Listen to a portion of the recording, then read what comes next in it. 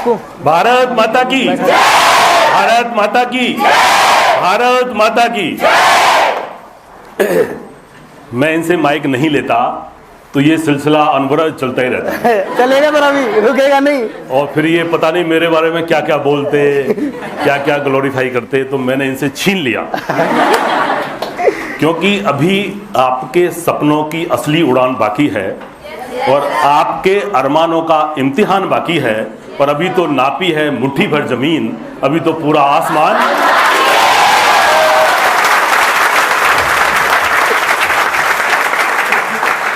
तो मेरे पास तो कोई शब्द नहीं है एज यूजुअल। हालांकि काफ़ी दिनों बाद मैं आया हूँ महेश नगर, जब आप लोग ले रहे थे क्लासेज उस समय, और फिर राजस्थान यूनिवर्सिटी का सीन 3 घंटे तक पसीना ऊपर से नीचे तक, एडी तक पसीना ऐसा बह रहा था, क्योंकि बड़ा हॉल था, बच्चे थे हजारों, और कोई 2-3 पंखे जरा जरा से फॉर्मेलिटी के लिए चल रहे थे, और बिल्कुल ऐसी गर्मी थी जून जुलाई की, बहुत भयंकर स्थिति थी उस समय। पहली बार जब बचपन में ऐसे पसीने कभी कभी आते थे और कभी खेलते थे, तो और उसके बाद वर्षों बाद उस दिन 2.5-3 घंटे मैंने क्लास ली थी आप लोगों की।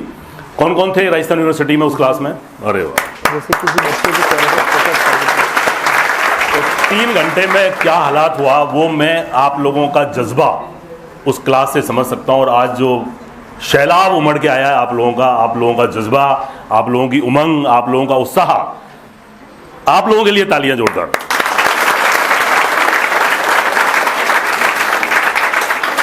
मैं आज बहुत बड़ी क्लास आपकी नहीं लूंगा, 10-15 मिनट आपसे बात करूंगा, आपसे पूछूंगा। ये लंबा गैप हो गया, स्पून और गोल्ड स्पून से कभी लाइफ में कुछ नहीं मिलता है। मिल भी जाता है जन्मजात तो उसको पचा नहीं पाते हैं, उसको आगे सस्टेन नहीं कर पाते हैं। जो चीज लाइफ में संघर्ष से मिलती है उसकी खुशबू और उसकी मिठास ही अलग होती है। आप लोग इस संघर्ष के साथ, इस मेहनत के साथ जो कुछ जीवन में, करियर में प्राप्त करोगे वो अद्भुत होगा, उसका कोई वो अनमैच्ड होगा, उसके लिए कोई कीमत उसकी नहीं हो सकती, उसकी कोई वैल्यू नहीं हो सकती, वो अनवैल्यूएबल होगा, ये तय बात है। और जो आसानी से प्राप्त हो जाती है चीज़ें बहुत सुविधाजनक तरीके से, उनका ना तो मज़ा आता है, ना कोई टेस्ट आता है, और ना ही उनका कोई ज़्यादा रंग होता है। ठीक है? तो कौन कौन बच्चे हैं जो आईएएस की तैयारी कर रहे हैं, यूपीएससी की? वाह। और आरएएस की? अच्छा, दोनों की, आरएएस और आईएएस दोनों की तैयारी करने वाले बता दो। आरएएस और आईएएस दोनों की तैयारी करने वाले कम है, मतलब इसमें ज्यादातर। और आरएएस और आईएएस के अलावा जो तैयारी कर रहे हैं वो बताओ, जो आरएएस और आईएएस की नहीं कर रहे हैं उसके अलावा कर रहे हैं। अच्छा, उसमें टीचर्स होगा, एसएम प्रोफेसर होगा, पीएसआई होगा, ये सब। आज कुछ मेरी एक किताब है सामाजिक मुद्दे, आपने सुना भी होगा, पढ़ा भी होगा। इसका नया एडिशन भी आने वाला है, अभी इंग्लिश एडिशन भी आने वाला है, बस आ ही गया इंग्लिश एडिशन। तो मैंने इसमें शायद फ़ोटो भी लगाया था उसका, किताब का। और ये किताब मैं आपको सबको बांटने वाला हूँ, करीब 250-300 किताबें हैं। लेकिन अब चूंकि संख्या ज़्यादा है तो इसमें से चूज करेंगे कि मैं तो कोशिश करूँगा कि सबको बांटूंगा आगे, और किताबें जो छपेंगी तो। लेकिन अभी चूंकि लिमिटेड है तो कैसे बांटें, तो एक मैं छोटा सा क्यूज आपके साथ शेयर करूँगा, छोटी सी एग्जाम लूँगा, उसमें 10-15 मिनट लगेंगे, उसमें बड़ा मजा आएगा। जो लोग आरएएस की और आईएएस की तैयारी कर रहे हैं वो ये तय कर लें कि ये एग्जामिनेशन वो है जो आप कुछ लिख के आओगे ना कॉपी में, उसमें नंबर मिलेंगे, उन नंबरों से आपकी मेरिट बनेगी, और वही तय करेगा कि आप आईएएस बनोगे या आईपीएस बनोगे या आईएफएस बनोगे या आईआरएस बनोगे या आईआरआरटीएस बनोगे, या आगे की जो सेंट्रल सर्विसेज होती हैं 30-40, उनमें से कौन सा पद आपको मिलेगा, या बिल्कुल मेरिट से बाहर जाओगे। वो रिटन की एग्जाम प्लस इंटरव्यू जो होता है वो होता ही है। तो वो रिटन में जो आपने लिखा है ना, वो बड़ा इंपॉर्टेंट है। उसके लिए क्या करते हैं बच्चे कि बस हाँ सर याद है, पूरा याद है, रट लिया, याद कर लिया, लिख करके कोई प्रैक्टिस नहीं करता है। कितने बच्चे जो लिख करके प्रैक्टिस कर रहे हैं? ईमानदारी से बताना। देखो यहाँ क्या बड़ी ऑनेस्टी चलती है, ये अमित का मामला है। यहाँ honesty is the best policy. यहाँ कोई जो रंग बदलने वाले लोग हैं वो ज़्यादा दिन तक टिकते नहीं हैं, ना तो कोई फैकल्टी टिकती है और ना ही स्टूडेंट टिकते हैं। तो यहाँ ऑनेस्टी चलती है। तो आप जब अपनी तैयारी कर रहे होते हैं तो ऑनेस्टी इंपॉर्टेंट है, क्योंकि आपके साथ आपको ईमानदारी बरतनी है, किसी और के साथ नहीं बरतनी है। अंदर से आप जब देखेंगे, झांकेंगे कि यार मैं ये मेरे सामने पेपर है रियल, इसको मैं जब टेस्ट कर रहा हूँ, इसको चेक कर रहा हूँ, इसको मैं दे रहा हूँ, तो यार कितना दम है भाई, कितने नंबर आ रहे हैं। कई बच्चे तो टेस्ट जब होते हैं ना तो बचते हैं, उस दिन आते ही नहीं है। टेस्ट हो रहा है, नहीं उस दिन नहीं आएंगे। लगा रखा 500। हाँ, तो इवेल्युएशन बहुत जरूरी है बेटा। आप क्या पढ़ा, आपने क्या किया, कितना आपको याद हुआ, कितना आपने प्राप्त किया, वो इवेल्युएशन बहुत जरूरी है। तो जब तक आप लिख करके प्रैक्टिस नहीं करेंगे रेगुलर, क्योंकि वहां आपको लिखना है, जो चीज आपको वहां परीक्षा में करनी है उसको ऐसे कर लो कि परीक्षा आपको परीक्षा ही नहीं लगे कि यार डेली लिख रहे हैं भाई, ऐसे ही वहां लिखना है, कोई नई चीज ही नहीं है। क्योंकि मान लीजिए आपको स्विमिंग सीखनी है, तैराकी है ना, किनको आती है तैराकी? ये भी बहुत कम बात है यार, आजकल को शहरों की जनरेशन हो गई, तैराकी सबको आनी चाहिए। ये तो मतलब this is the art of life है, कभी आपको काम पड़ सकता है, आपको आनी चाहिए। लेकिन ये बताओ, जिन्होंने तैराकी सीखी, क्या किताब पढ़ के सीख ली? क्या किताब पढ़ के नहीं सीख सकते। You have to jump down in the swimming pool, river, कुआं, झील, तालाब, पोखर। हमने पोखर में सीखी है, गांव की पोखर में बरसात होती थी तो लबालब पानी भरता था फ्रेश बरसात का, उसमें पाजामा में गांठ लगाई और उतरे और उसमें सीखी, थोड़ी थोड़ी सीखी, फिर स्विमिंग पूलों में सीखी। तो आपको पानी में उतरना पड़ेगा। इसी तरह जब आप एग्जाम में, रिटन एग्जाम कोई दे रहे हो और लिख रहे हो, तो आपको उसकी प्रैक्टिस करनी पड़ेगी घर, तभी उसको सीखोगे। खाली पढ़ पढ़ के आप लिखना नहीं सीख सकते, लिखने की प्रैक्टिस करनी पड़ेगी। ये अपना प्रसारण का मामला देख रहे हैं कि भाई वहां से आवाज आ रही है, नहीं आ रही है। ये हीरा मोती है, जोरदार तालियां बजाओ, नहीं हीरा मोती है।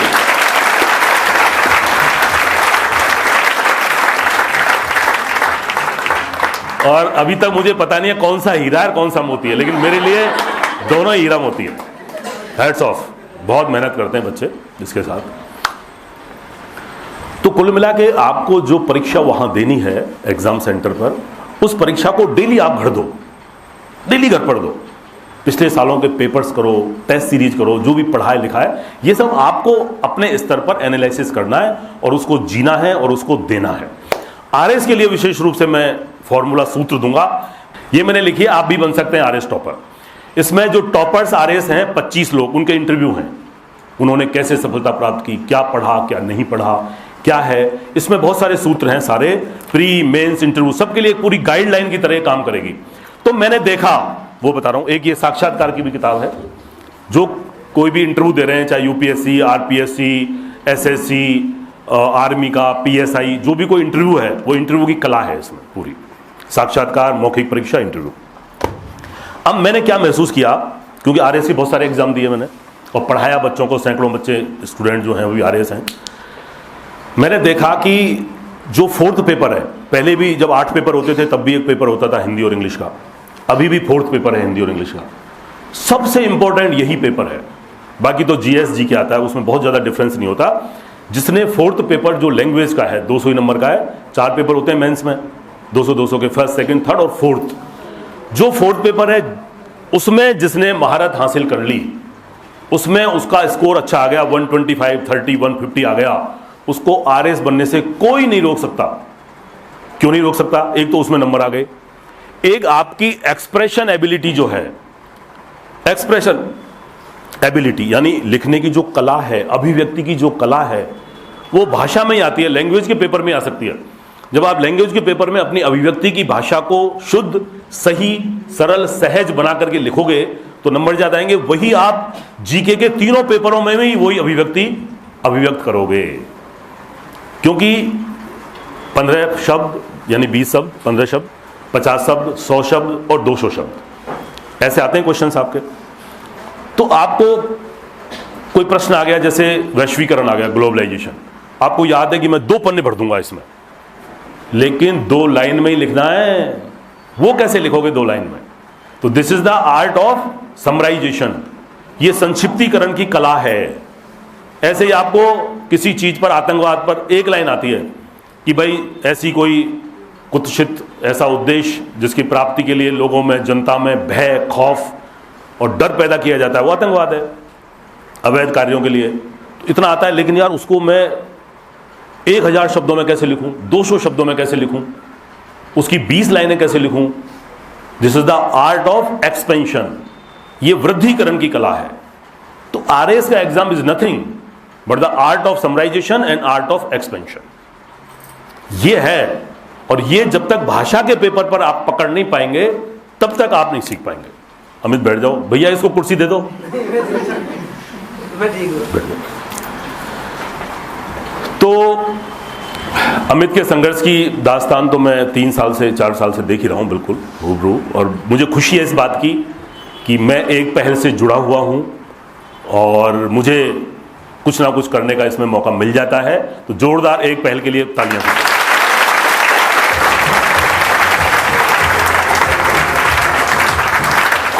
ये बढ़िया है, इनके लिए भी ताली बजा दो।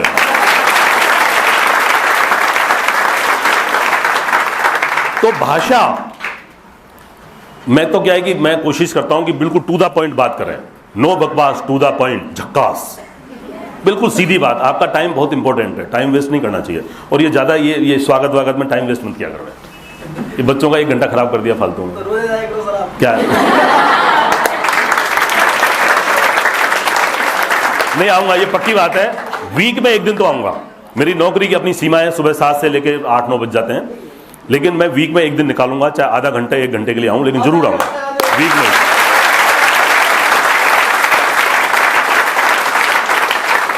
अच्छा, एक और मैं बात बता दूं आपको, राज की बात। मैं 1 महीने से इस जनाब को ये कह रहा था कि भाई मुझे एड्रेस और लोकेशन भेज दो, मुझे इस कैंपस का पता नहीं था, आइडिया था, लेकिन इतना बिजी था तुम लोगों की क्लास में सुबह से लेकर रात तक, फिर तबीयत खराब हो गई तो ये एड्रेस नहीं भेज पाया, नहीं तो मैं 20 दिन 1 महीने पहले ही आ जाता। आता ही नहीं आता। इसने मोबाइल नहीं देखा। मैंने एक दिन छुट्टी थी, मैं फ्री था, मैं आना चाह रहा था, तब मैंने कहा एड्रेस और लोकेशन भेजो, मैं आऊँगा आज। इसने बेचारे ने देखा ही नहीं व्हाट्सएप। इसने कहा सर अब रात, अब 7-8 बजे अब आया हूँ मैं, अब मैंने देखा मैं आपको भेज दूंगा फिर आप आना। तो ऐसे फिर टाइम निकल गया। तो ये जो भाषा का पेपर है, लैंग्वेज का 200 नंबर का, ये बहुत इंपॉर्टेंट। और आरएस में ये जो सामाजिक मुद्दे, ये आपका लगभग 100 नंबर का कवर करता है। इसका नया एडिशन भी अभी आ रहा है, तो उसमें कुछ ज़्यादा अलग चीज़ नहीं है, यही चीज़ें, कुछ आंकड़े वांकड़े थोड़े 5-7 साल पुराने हो सकते हैं। तो ये जो 100 नंबर का, जो मेंस का 800 में से 100 नंबर, उसमें निबंध वगैरह ये सब आते हैं, 100 से ज़्यादा नंबर ये अकेली पुस्तक कवर करती है। तो इसको पढ़ना, कोशिश करना कि हर तरह से निबंध से बाहर नहीं जाता है। और अब इसको कैसे बांटूंगा मैं, उस पर फोकस करेंगे। और वो आपकी एक क्लास भी है मेरी एक तरह से। मैं आपको, आप अपनी पेपर निकाल लो, एक कॉपी में से एक पेपर ले लो, उस पर अपना नाम लिख दो और मोबाइल नंबर लिख दो। मैं आपको 10 शब्द लिखवाऊंगा, यहां बिल्कुल ईमानदारी से काम करना है। 10 शब्द लिखवाऊंगा। एक चीज और पता होगी आपको कि आरएस जो टॉपर है, मुक्ता राव, आप पिछली आरएस टॉपर थी, वो मेरी स्टूडेंट रही। अनिल सिंघल जो टॉपर था वो भी मेरा स्टूडेंट रहा। तो मुक्ता राव ने जो टॉप किया आरएस में, उसकी परसेंटेज कितनी थी, किसको पता है? मुक्ता राव आरएस टॉपर की कुल परसेंटेज कितनी थी आरएस में? 54। और आप अगर आरएस के एग्जाम में, रिटन एग्जाम में 50% से ज्यादा ले आते हैं तो आपकी नौकरी पक्की। आरएस प्रॉपर नहीं तो अलाइड में आपका सिलेक्शन पक्का है। 50% से ज्यादा ही लाना है, बहुत, आपको कोई 80% नहीं लाना। तो एक पन्ना निकाल लो, बस एक पन्ना फाड़ के निकाल लो अलग से कहीं से भी, उसमें ऊपर अपना नाम लिख लो। सबसे पहले लिखो एक पहल, फिर अपना नाम लिखो और अपना मोबाइल नंबर लिखो।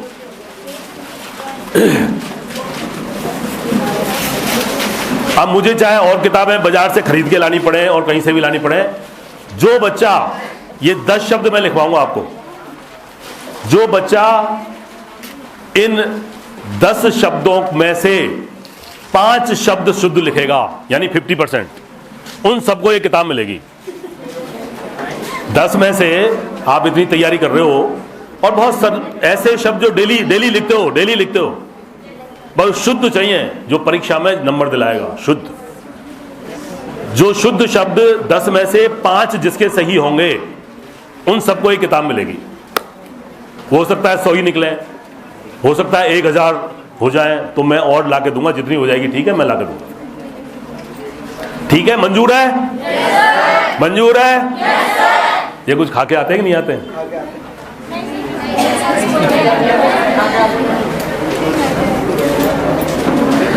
चीटिंग नहीं होगी, कोई एक दूसरे को देखेगा नहीं, चीटिंग नहीं होगी। जो लिखेगा वो एक बार में ही लिख लेगा, काट करके दोबारा लिखेगा वो अलाउड नहीं है, उसको गलत ही माना जाएगा। सबने फाड़ लिया? ये आपकी 4th पेपर की तैयारी है, हिंदी और इंग्लिश की। एक दो शब्द मैं इंग्लिश में लिखाऊंगा, बाकी हिंदी में, जैसे मुझे याद आते जाएंगे। अभी कोई मेरी तैयारी नहीं है कि मैं कौन से 10 शब्द लिखवा रहा हूं। अरे बेटा थैंक यू।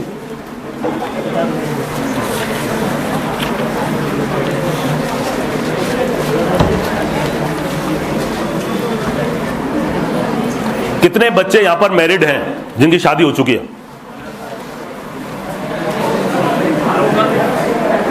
लड़के हाथ नहीं उठा रहे हैं, जबकि काफी होंगे मैरिड।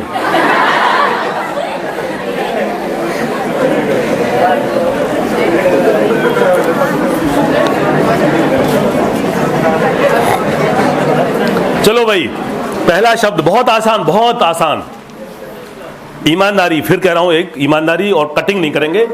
10 नंबर डाल लेना। एक जब लिखो तो आगे अपना एक शब्द लिख लेना, बिल्कुल साफ साफ। ऊपर अपना नाम लिख लो, एक पहल लिख लो और मोबाइल नंबर लिख लो। लिख लिया? पहला शब्द लिखेंगे श्रीमती। कितना आसान है, डेली सुनते हैं, डेली पढ़ते हैं, कोई लाखों बार आपकी लाइफ में ये शब्द आ गया होगा, आपने लिखा होगा, श्रीमती। दूसरा शब्द इसके नीचे पत्नी। सेकंड नंबर का शब्द पत्नी। पहला शब्द श्रीमती, कोई देखेगा नहीं, पूछेगा नहीं, काटेगा नहीं। दूसरा शब्द पत्नी, बताओ मत। तीसरा शब्द सन्यासी।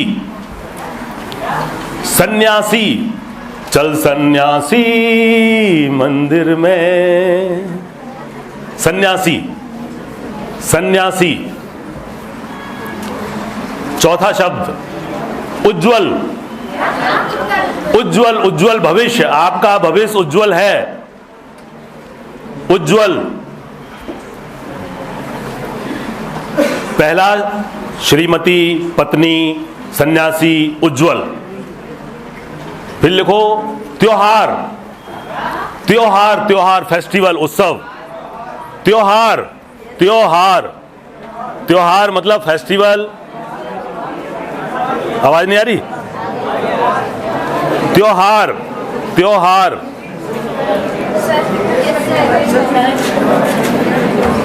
त्योहार, त्योहार, जिसको फेस्टिवल कहते हैं, त्योहार। शुद्ध लिखना है परीक्षा के लिए। फिर लिखो आगे, लिख लिया?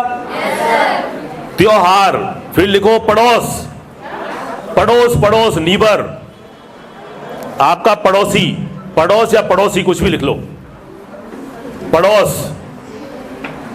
कितने हो गए? 6। अरे यार ये तो बहुत सरल हो गए। चलो 7वां अंग्रेजी का ग्रामर। ग्रामर, ग्रामर, ग्रामर यानी व्याकरण। ग्रामर इंग्लिश में, इंग्लिश शब्द है ग्रामर। ग्रामर, ग्रामर पढ़ते हो आप, कंप्रेंशन, ग्रामर, जिसको हिंदी में संधि, समास, इंग्लिश में article. Grammar, grammar, grammar.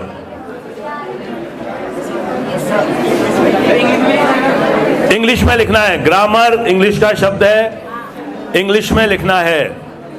Grammar English का शब्द है, इंग्लिश में लिखना है। लिख लिया? अब सब लोग आप ग्रेजुएट, पोस्ट ग्रेजुएट हो। एक शब्द हो जाता है इसकी साइकोलॉजी खराब है। अगला शब्द लिखो साइकोलॉजी, इंग्लिश में। साइकोलॉजी, इंग्लिश में लिखो साइकोलॉजी। और ये शब्द वो हैं जो एग्जाम में आते हैं। हिंदी वाले तो सब आते हैं, हिंदी से इंग्लिश बनाते हैं तो इनकी जरूरत पड़ती है। कितने हो गए? 7? 8 हो गए? लिख लिया? Grammar, psychology. और कौन सा याद ही नहीं आ रहा? कोई फोन आया क्या?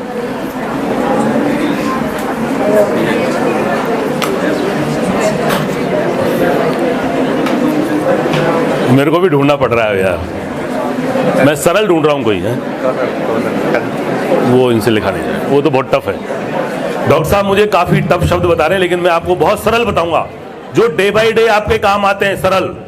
अच्छा, आप लोग आरएस, आरएएस, आईएएस या आरएस बनना चाह रहे हो? इन सबको क्या कहते हैं? ब्यूरोक्रेट कहते हैं ना, ब्यूरोक्रेट, ब्यूरोक्रेट।